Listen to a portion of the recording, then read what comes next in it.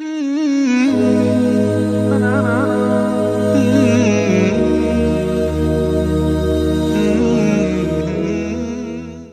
بالله من الشيطان الرجيم بسم الله الرحمن الرحيم وصلى الله على محمد وعلى آله الطيبين الطاهرين الذين أذهب الله عنهم الرجس وطهرهم تطهيرا اللهم صل على محمد وآل محمد ولعنة الدائمة الباقية على أعدائهم ومنكر فضائلهم وغاصب حقوقهم أجمعين من يوم عداوتهم إلى قيام يوم الدين. أما بعد عباد الله أوصيكم ونفسي بتقوى الله فإن التقوى خير الزاد وبها المعاد وتنفع يوم لا ينفع فيه مال ولا بنون إلا من أتى الله بقلب سليم وصلى الله على محمد وعلى آله الطيبين الطاهرين اللهم صل على محمد وآل محمد আমার প্রিয় দর্শক ও শ্রোতাবৃন্দ আসসালামু আলাইকুম ওয়া রাহমাতুল্লাহি ওয়া বারাকাতুহু। আপনাদের সকলকে আন্তরিক সালাম ও শুভেচ্ছা জানিয়ে আজকের অনুষ্ঠান ইসলাম ইন বাংলায় আপনাদেরকে স্বাগতম জানাই। আশা করি আপনারা যে যেখানে আছেন ভালো আছেন, কুশল ও মঙ্গলে আছেন, সুখে থাকুন, শান্তিতে থাকুন, সমস্ত প্রকারের দুঃখ কষ্ট থেকে মুক্তিতে থাকুন। আল্লাহ রব্বুল আলামিনের কাছে এই কামনা করি।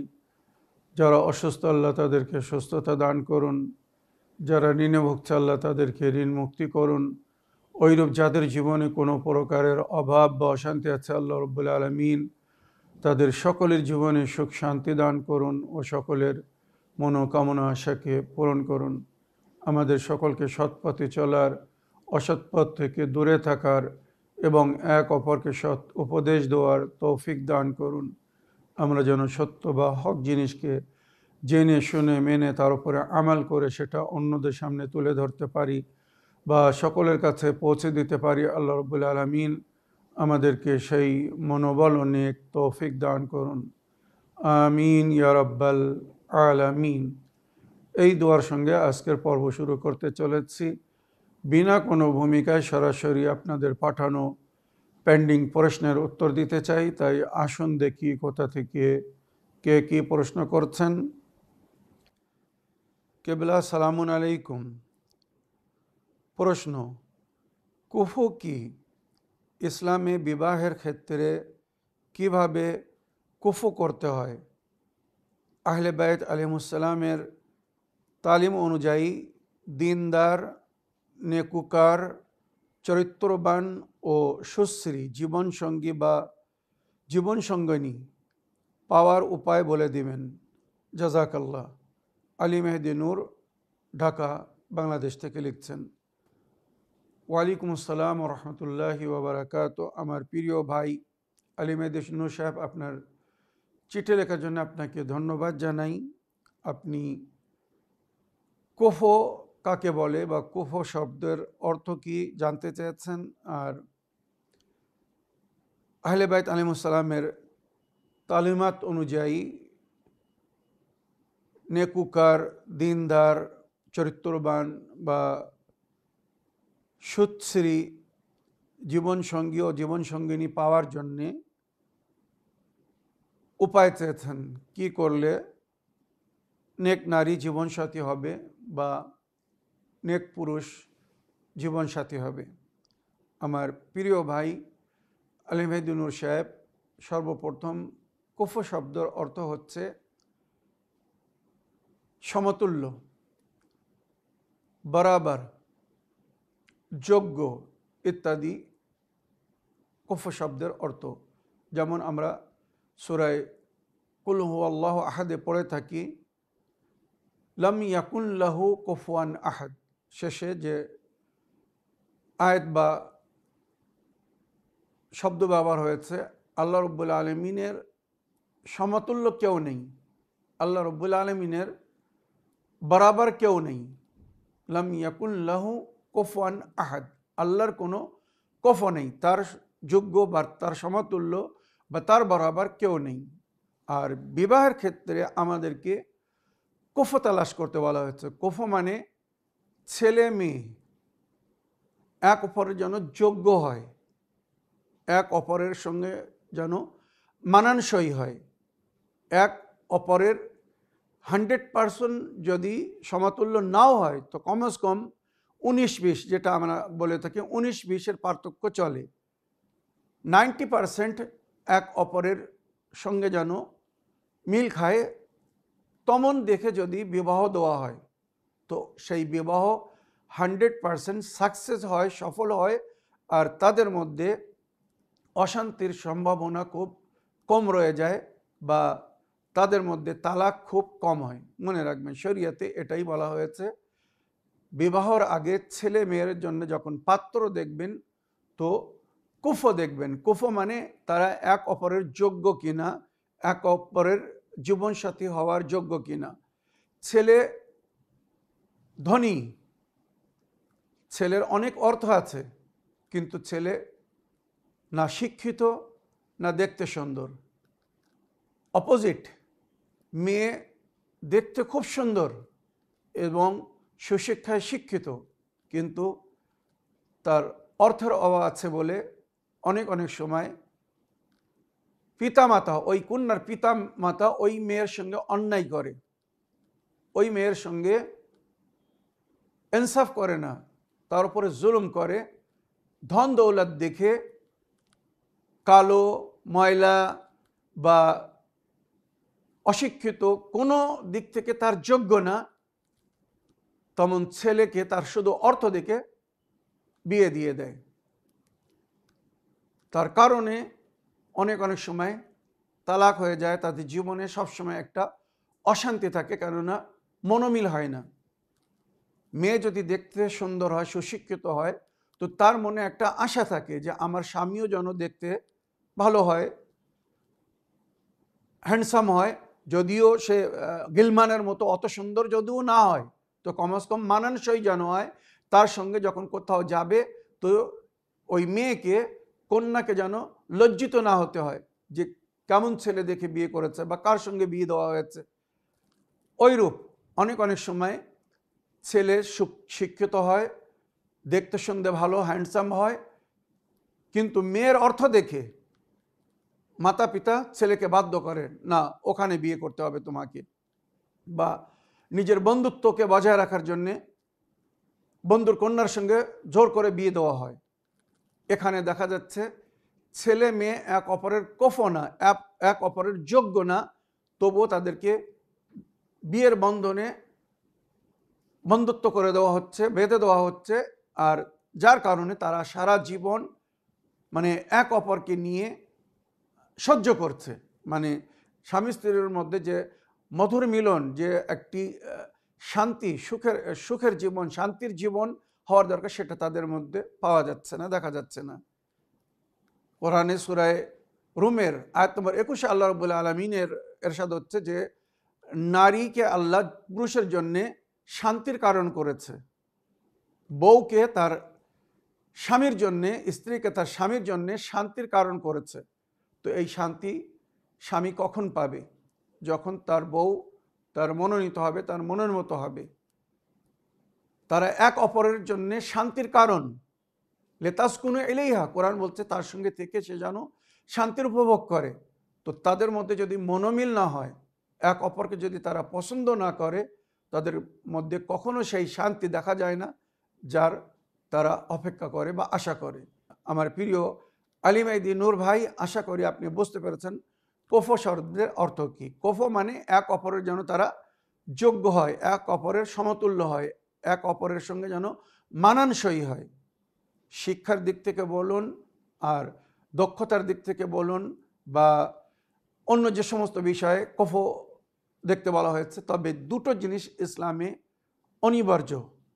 মনে রাখবেন, এই দুটো জিনিস যদি ছেলের মধ্যে থাকে তো তৃতীয় জিনিস দেখার প্রয়োজন নেই।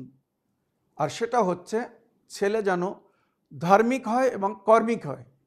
কর্মঠ যাকে বলা হয়, ধার্মিক এবং কর্মিক, সে যেন ধর্মকে ফলো করে, দিনের পাবন্দ হয়, দিনদার হয়, আর জিম্মেদার মানে সে যেন নিজের বউ বাচ্চাদেরকে পালন পোষণ করার ক্ষমতা রাখে, তার মধ্যে যেন সেই যোগ্যতা থাকে।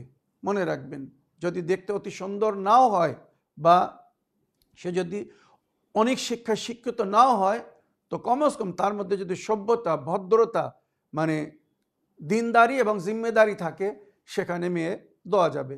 ওই রূপ কন্যার জন্য বলা হয়েছে তার রূপ, নকশা, নাক নকশা অত গুরুত্ব দেওয়া হয়নি যতটা তার চরিত্র। মনে রাখবেন, নারীদের জীবনে সবচেয়ে মূল্যবান জিনিস হচ্ছে তার ইসমাত, তার পবিত্রতা, তার চরিত্র। যদি চরিত্র ভালো হয় তো অনেক সময় নারীরা সুস্থির হয় না, তারপরেও সে স্বামীর মন কেড়ে নেয়, স্বামীর পরিবারের মন কেড়ে নেয়, সকলেই তাদেরকে বা তাকে পছন্দ করে তার সততা, তার সদ্ব্যবহার দেখে, তার আলাপ আচরণ দেখে। মনে রাখবেন, তো নারীর মধ্যে ইসমাত মানে পবিত্রতা এবং সুচরিত্রবান হয়, আর সে যেন মানে ঘরেলু কাজ, মানে পারিবারিক যে কাজ বা সেই দায়িত্ব সে যেন বোঝে যে তার স্বামীর প্রতি তার কি দায়িত্ব, তার স্বামীর পরিবারদের প্রতি তার কি দায়িত্ব, তার সন্তানাদিদেরকে নিয়ে তার কি দায়িত্ব, এই দায়িত্ব জ্ঞান যেন তার মধ্যে থাকে। যদি সে সুশিক্ষায় শিক্ষিত হয়, যত উচ্চ শিক্ষায় শিক্ষিত হবে তত সুন্দর। ওই জন্যে শরীয়তে বলা হয়েছে মাকে পিতার চেয়ে তো বেশি শিক্ষিত হওয়ার প্রয়োজন আছে, কেননা বাচ্চাদের প্রথম স্কুল, বিদ্যালয়, শিক্ষালয় বা শিক্ষার আসর হচ্ছে তার মার কোল। তো যদি মা সিভিলাইজ না হয়, মা যদি শিক্ষিত না হয়, সে কোনোদিন নিজের বাচ্চাদেরকে শিক্ষিত করতে পারে না। তো মায়ের মধ্যে যে দুটি জিনিস দেখতে বলা হয়েছে, একটা হচ্ছে তার ইসমাত, তার পবিত্রতা, তার চরিত্র, মানে স্ত্রীর মধ্যে যেটা দেখতে বলা হয়েছে, আর দ্বিতীয় সে পারিবারিক মানে সংসার চালানোর জন্যে যে যোগ্যতা, যে মেন্টালিটি, যে মনোবল তার মধ্যে থাকার দরকার, সে যেন সেটা রাখে। অনেক সময় আমরা দেখছি কন্যা খুব শিক্ষিত, সে চাকরি করছে, পয়সা আয় করছে, শিক্ষিত, পয়সা আয় করছে বলে যদিও সে দেখতে অতি সুন্দর না, তারপরেও তার মধ্যে এমন একটা অহংকার দেখা যায়, সে স্বামীকে তুচ্ছ নজরে দেখে, তার পরিবারদেরকে ছোট নজরে দেখে। কেন? তার মধ্যে একটা মনোবল থাকে, একটা অহংকার থাকে যে আমি আয় করছি, আমি চালাচ্ছি, আমার তোমার প্রয়োজন নেই, বরং তোমাদেরকে আমার প্রয়োজন আছে। আর বিশেষ করে যে সমস্ত স্বামীরা কম আয় করে আর স্ত্রী বেশি আয় করে, কি স্বামী হয়তো আয় করে না, স্ত্রীর আয় সংসার চলায়, সেখানে স্বামীকে দুর্বল হয়ে থাকতে হয়। তো এই সমস্ত কারণে অনেক সময় পারিবারিক সমস্যা বা অসুবিধা দেখা দেয়।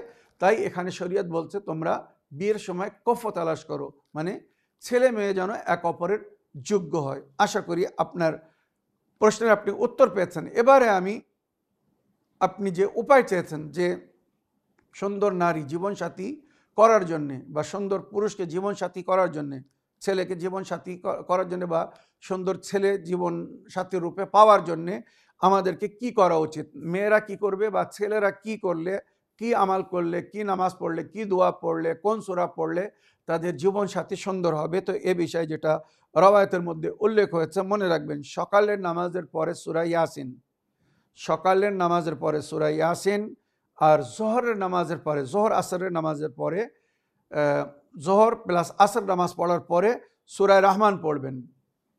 জোহর আসরের নামাজের পরে সূরা রহমান, আর এশা নামাজের পরে সূরা দোখান।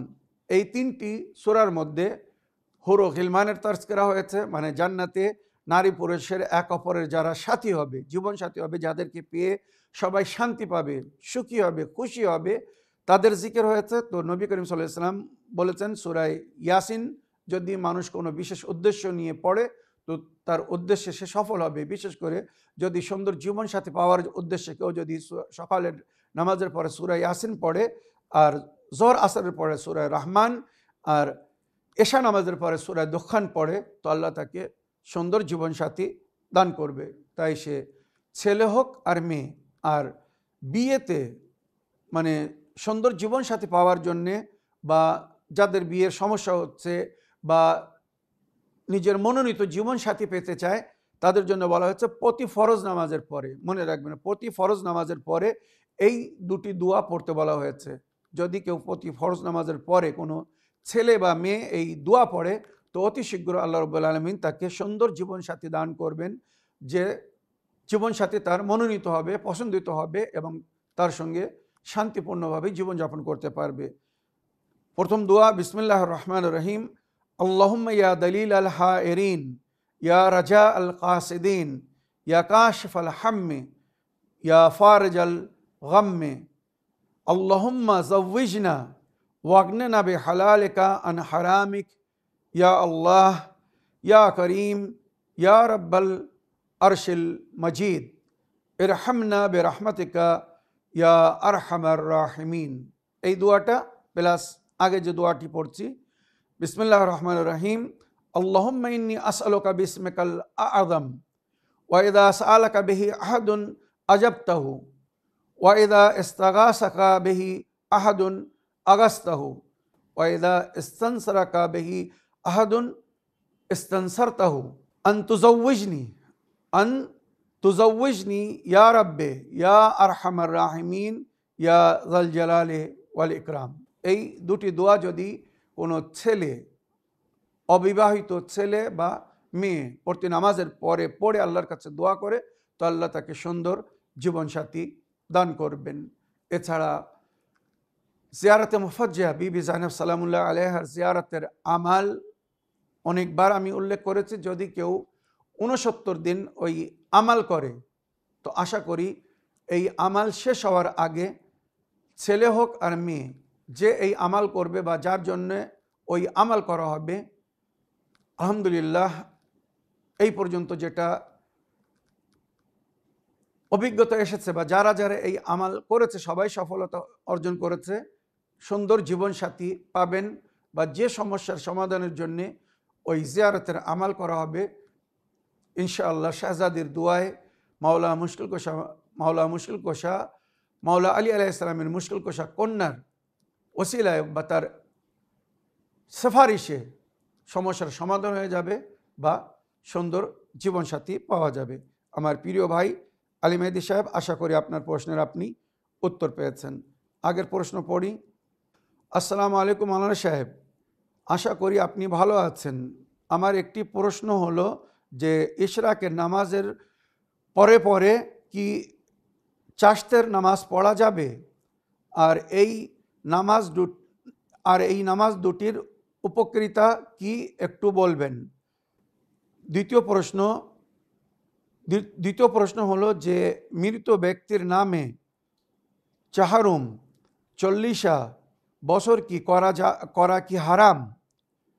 তৃতীয় প্রশ্ন হলো আমার একটি কোরআন আছে যেটা ছিঁড়ে যাওয়ার কারণে তেলাওয়াত করা হয় না, ওই বইটি আমি কি করব একটু বলবেন। ওয়ালাইকুম আসসালাম রহমতুল্লাহি ওয়া বারাকাতুহু। আমার প্রিয় ভাই বা বোন, আপনি নিজের নাম ঠিকানা লিখেননি, আপনি পরস্পর 3টে প্রশ্ন রেখেছেন। আপনার প্রথম প্রশ্ন হচ্ছে যে ইশরাকের নামাজের পরে পরে কি চাশতের নামাজ পড়া যাবে? অবশ্যই পড়া যাবে, তবে উত্তম হচ্ছে ইশরাকের নামাজ সকালের নামাজের পরে সূর্য উদয় হবার অপেক্ষা করতে হবে। মনে রাখবেন, সূর্য উদয় হওয়ার পরে ইশরাকের নামাজ পড়তে। ইশরাক মানে তুলোয়ে শামস, মানে সূর্য যখন উদয় হয় সেই সময়কে আরবি ভাষায় ইশরাক বলে। তো সকালের নামাজ যদি কেউ জামাতের সঙ্গে পড়তে পারে অতি উত্তম, আর যদি জামাতের সঙ্গে না পড়ে, ফোরাদা পড়ে, তো সকালের নামাজের পরে দুয়া দানি বা মোনাজাত তেলাওয়াত ইত্যাদিতে ব্যস্ত থাকবে। এবারে সূর্য উদয় হওয়ার 15 মিনিট পরে, মনে রাখবেন যেটা বলা হয়েছে কমস কম 15 মিনিট পরে, রুবু সাআ যাকে বলা হয়, 15 মিনিট পরে এই নামাজটি শুরু করতে হবে। ইশরাকের নামাজ 2 রাকাত নামাজ, সকালের নামাজের পরে এই নামাজটি পড়তে বলা হয়েছে।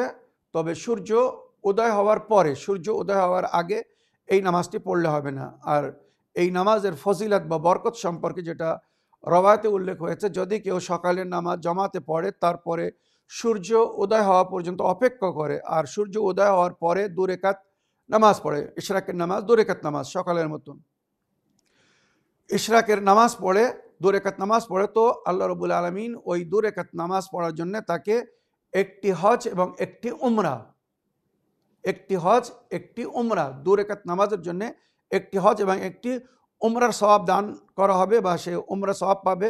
আবার কিছু রওয়ায়াতে এমনও উল্লেখ হয়েছে যে যদি কেউ প্রতিদিন ইশরাকের নামাজ পড়ে তো আল্লাহ রাব্বুল আলামিন তাকে তার গুনাহ থেকে এমনভাবে পাক করে দেবে যেমন সে মায়ের গর্ভ থেকে জন্ম নিয়েছিল। মানে মায়ের গর্ভ থেকে যখন কেউ জন্ম নেয় তো নিষ্পাপ হয়, তো এই নামাজ যদি কেউ প্রতিদিন পড়ে তো আল্লাহ তার পূর্বের গুনাহকে ক্ষমা করে দেবে আর সে নিষ্পাপ হয়ে যাবে। আবার অনেক রওয়ায়াতে উল্লেখ হয়েছে এই নামাজ যদি কেউ সারা জীবন পড়তে থাকে তো আল্লাহ রাব্বুল আলামিন এই নামাজের বরকতে তার গুনাহকে ক্ষমা করে দেবে, যদিও সে গুনাহ সমুদ্রের ঝাঁকের সমান কেউ না হয়। মানে নদীতে যখন পানি ধাক্কা খায় জোয়ার ভাটার সময় বা নদীর ধারে যখন ধাক্কা খায় তো একটা ঝাঁক বাইর হয়, গাজা ওঠে, ওই গাজা কত হয় আমরা জানি না। তো বলা হচ্ছে যদি কেউ এই নামাজ পড়ে তো ওই ঝাঁকের সমান আল্লাহ তার গুনাহকে ক্ষমা করে দেবে। তো আমার প্রিয় ভাই বা বোন, আশা করি ইশরাকের নামাজ কখন পড়তে হবে বুঝতে পেরেছেন।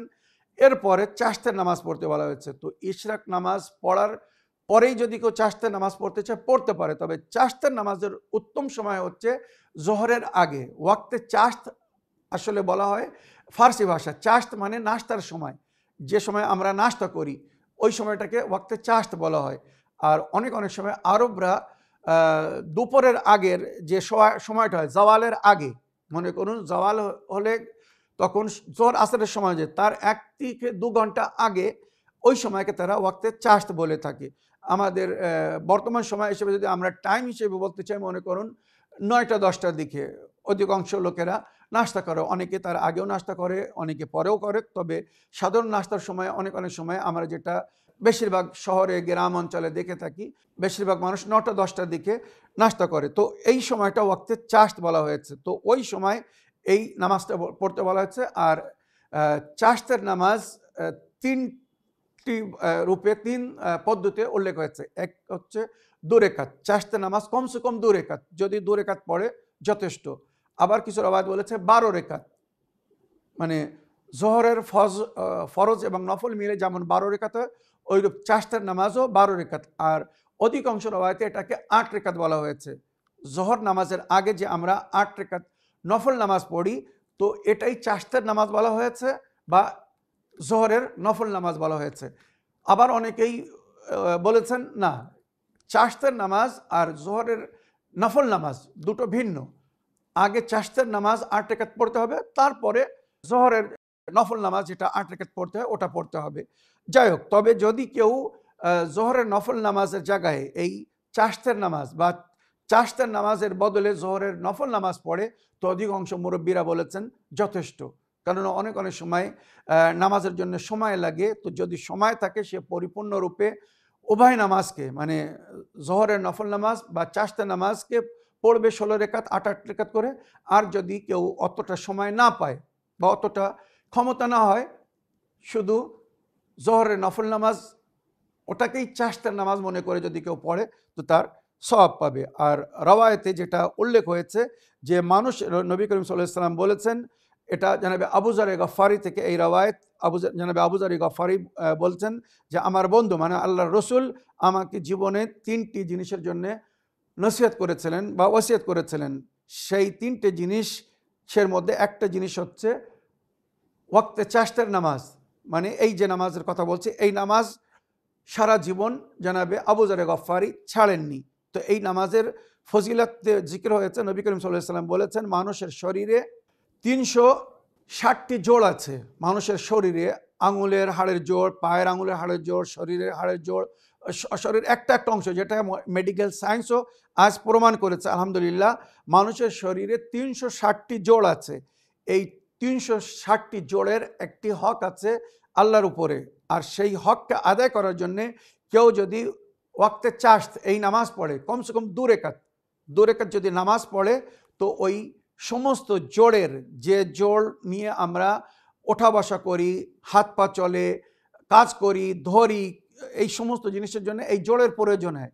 তো এই প্রতি জোড়ের শুকরানা হচ্ছে এই চাশতের নামাজ। তো এই চাশতের নামাজ যদি কেউ কমসে কম 2 রাকাত পড়ে যথেষ্ট।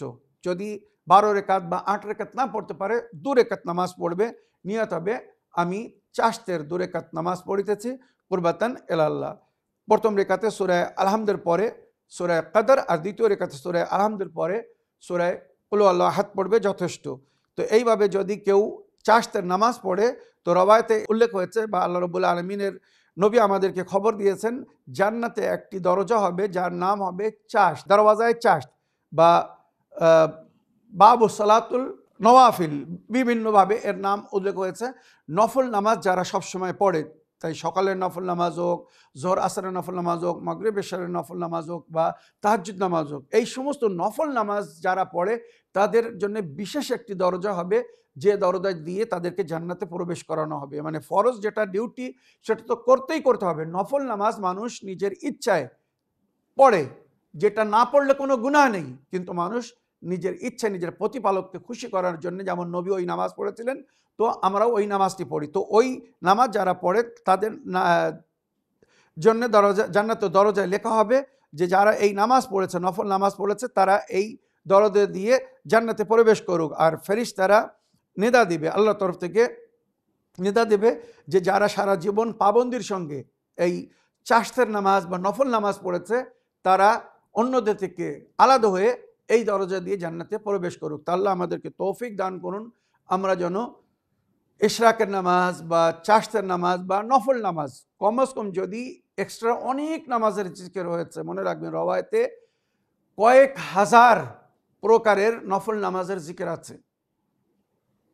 প্রতিদিনের কিছু নামাজ আছে, সাপ্তাহিক কিছু নামাজ আছে, মানে জুম্মার দিনের বিশেষ নামাজ আছে, শনিবারের দিনের বিশেষ নামাজ আছে, রবিবারের দিনের বিশেষ নামাজ আছে, সোমবারের দিনের বিশেষ নামাজ আছে, মঙ্গলবারের বিশেষ নামাজ আছে, বুধবারের বিশেষ নামাজ আছে, বৃহস্পতিবারের বিশেষ নামাজ আছে, সপ্তাহের প্রতিদিনের বিশেষ নামাজ আছে, প্রতিদিনের নামাজ আছে, প্রতি মাসে কিছু বিশেষ নামাজ আছে, বার্ষিক কিছু নামাজ আছে। তো এই সমস্ত নফল নামাজ মিলে প্রায় কয়েক হাজার নফল নামাজের জিকির হয়েছে। যদি আমরা সব নফল নামাজ নাও করতে পারি, যেমন লাইলাতুল কদরে কত নামাজ আমাদেরকে পড়তে বলা হয়েছে, ওইরূপ বিশেষ বিশেষ রাত্রে কত নামাজ আমাদেরকে পড়তে বলা হয়েছে, শবে বরাতের রাত্রের নামাজ বা অনেক অনেক মাসের 15 তারিখের নামাজ, তারপরে আইয়ামুল বাইজ মানে প্রতি মাসের চাঁদ রাত যেগুলো উজ্জ্বল রাত হয়, আইয়ামুল বাইজ বলা হয়, 13, 14, 15 তারিখের নামাজ আছে। এইভাবে মানে রজব মাসের অনেক বিশেষ উপাসনা, শাবান মাসের বিশেষ উপাসনা, রমজান মাসের প্রতি রাতের বিশেষ নামাজ আছে। তো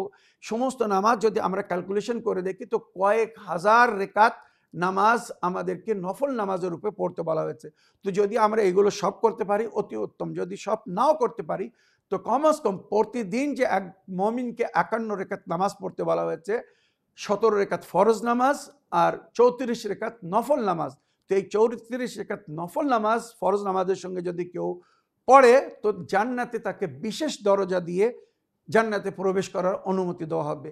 আশা রাখি আল্লাহ আমাদেরকে তৌফিক দান করবেন, আমরা যেন এই নামাজ পড়ে ওই বিশেষ দরজা দিয়ে জান্নাতে প্রবেশ করতে পারি। তো আমার প্রিয় ভাই বা বোন, আশা করি ও ভাই নামাজের ফজিলত বরকত বা কখন পড়তে হবে বুঝতে পেরেছেন। এবার আপনার দ্বিতীয় প্রশ্ন ছিল যে মৃত ব্যক্তির নামে চাহারুম, চল্লিশা বা বছর কি করা কি হারাম? হয়তো আপনার এলাকায় কিছু মোল্লা মৌলবীরা এমন কথা বলেছেন, হয়তো বলছেন, আপনারা শুনছেন যে চাহারুম করা যাবে না, চল্লিশা করা যাবে না, বার্ষিক করা যাবে না। তো এরা নবীর দিন থেকে খারিজ হয়ে গিয়েছে।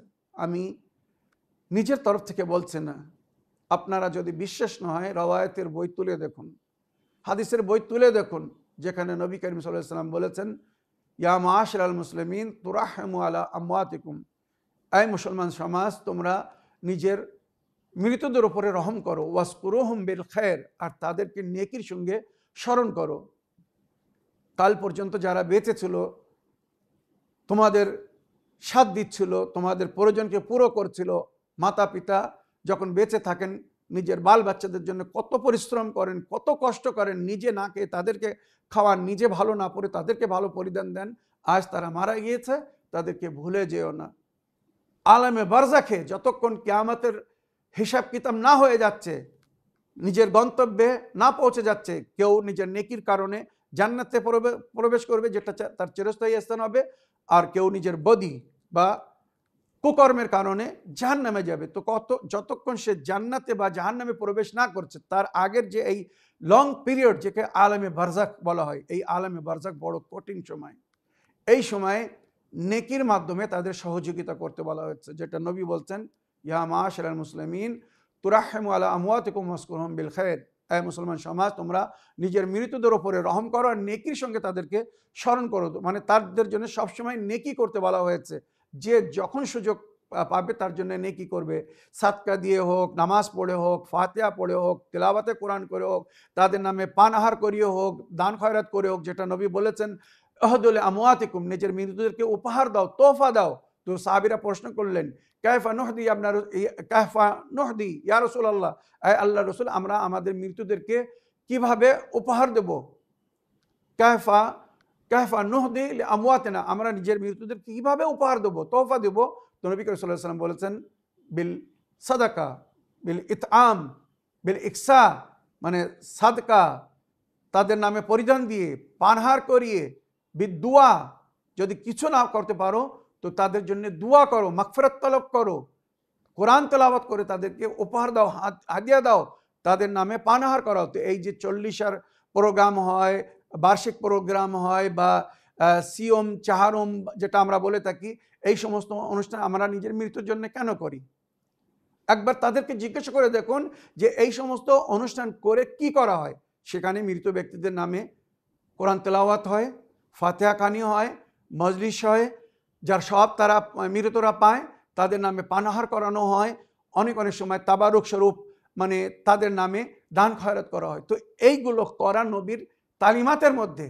এইগুলো করা যারা বিদাত বলে, যারা এইগুলোকে হারাম বলে, আমার মনে হয় তাদের জন্মের মধ্যে অসুবিধা আছে। আর নইলে কখনো নেক কাজকে হারাম তারা বলতো না। যে কোনো দিন করা যাবে, তৃতীয় দিনে, চতুর্থ দিনে, 40 দিনে, বা বছরে একবার স্মরণ করতে হবে, এটা কোনো মানে ফিক্স না। যে কোনো দিনে নেকি করা যাবে, কিন্তু অনেক সময় আমরা প্রতিদিন হয়তো নেকি করার সুযোগ পাই না। তাই একটি পদ্ধতি তৈরি করা আছে, যেটা নবীর সাহাবীরা বা তাবেঈনরা করেছিলেন। কোনো ব্যক্তি মারা গেলে 40 দিন পর্যন্ত তার জন্য ফাতিহা কানি হয়, তার কবরে গিয়ে তেলাওয়াত করা হয়, বা তার নামে নেকি করা হয়। আবার অনেক সময় বার্ষিক হিসেবে তাকে স্মরণ করা হয় যে এই দিনে পর্দা নিয়েছিলেন, এই দিনে উনি পরলোক গমন করেছিলেন। যেমন আমরা নবী করিম সাল্লাল্লাহু আলাইহি ওয়াসাল্লামের ওয়াফাত বা ওনার শাহাদাত বা ওনার জন্মদিন হিসাবে যে সালগিরা বা বার্ষিক পালন করি, কেন করি? যদি এগুলো বিদাত হতো, এগুলো ইসলামের অন্তর্ভুক্ত না হতো, যদি এগুলো নেক কাজ না হতো, সওয়াবের কাজ না হতো, তো সাহাবা, তাবেঈন, তাবেঈন, আল্লাহর ওলি আউলিয়ারা এগুলো কেন করেছেন আর তাঁরা কেন করতে বলেছেন? তো আমার প্রিয় ভাই বা বোন, আশা করি আপনার প্রশ্নে আপনি উত্তর পেয়েছেন। তৃতীয় প্রশ্ন ছিল যে আমার একটি কোরআন আছে যেটা ছিঁড়ে যাওয়ার কারণে তেলাওয়াত করা হয় না, ওই বইটি আমি কি করব একটু বলবেন? ওই বইটি আপনি দুটোর মধ্যে কোনো একটা কাজ করতে পারেন। এক, ওই বইটি কোনো কাগজের বাক্সের মধ্যে রেখে, ভারী পাথর তার মধ্যে রেখে সমুদ্রে মানে প্রবাহিত পানিতে ফেলে দিন। ওইটা যেন ডুবে যায়, পানিতে ভেসে যেন কোনো নোংরা জায়গায় না চলে যায়। তো সমুদ্রে ফেলে দিন, ওটা আস্তে আস্তে পুরো কালিটা মানে পানির সঙ্গে মিক্স হয়ে যাবে, কাগজ গলে যাবে। একটা নিয়ম এটা। আর দ্বিতীয়, বুজুর্গানরা বলেছেন যদি এটা না করতে পারো, তোমার আশেপাশে যদি নদী বা দরিয়া বা সমুদ্র না থাকে, তখন তুমি এটাকে কোনো পাক পবিত্র জায়গায় দাফন করে দিতে পারো। মাটি একটু গভীর করে খুঁড়ে সেখানে দাফন করে যাও, যেন অন্য কেউ না বাহির করতে পারে।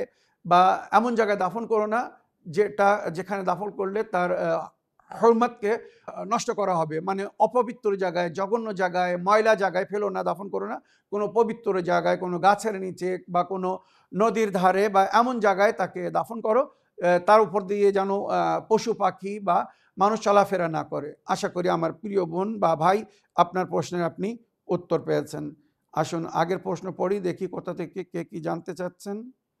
মাওলানা সাহেব, আমি নদিয়া জেলা থেকে রবিউল শেখ বলছি। মাওলানা সাহেব, আমার প্রশ্ন হলো আল্লাহর 99টি নাম পড়ার কি ফজিলত, আপনি একটু বিস্তারিতভাবে বলবেন?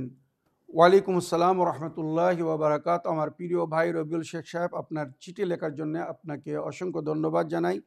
আপনি আল্লাহ রব্বুল আলমিনের যে 99টি নাম, ওই নামের কি ফজিলত, কি বরকত, এ বিষয়ে জানতে চেয়েছেন। তো আল্লাহ রব্বুল আলমিন তার পবিত্র কিতাব কোরআনে মজিদে সূরা আরাফ 7 নম্বর সূরা আয়াত নম্বর 180-তে বলছেন, বিসমিল্লাহির রহমানির রহিম, ওয়ালিল্লাহিল আসমাউল হুসনা ফাদউহু বিহা। আল্লাহর কিছু সুন্দর নাম আছে। ওয়ালিল্লাহিল আসমাউল হুসনা, আল্লাহর কিছু পবিত্র এবং সুন্দর নাম আছে। ফাদউহু বিহা, সেই নামের মাধ্যমে তাকে স্মরণ করো, তাকে ডাকো।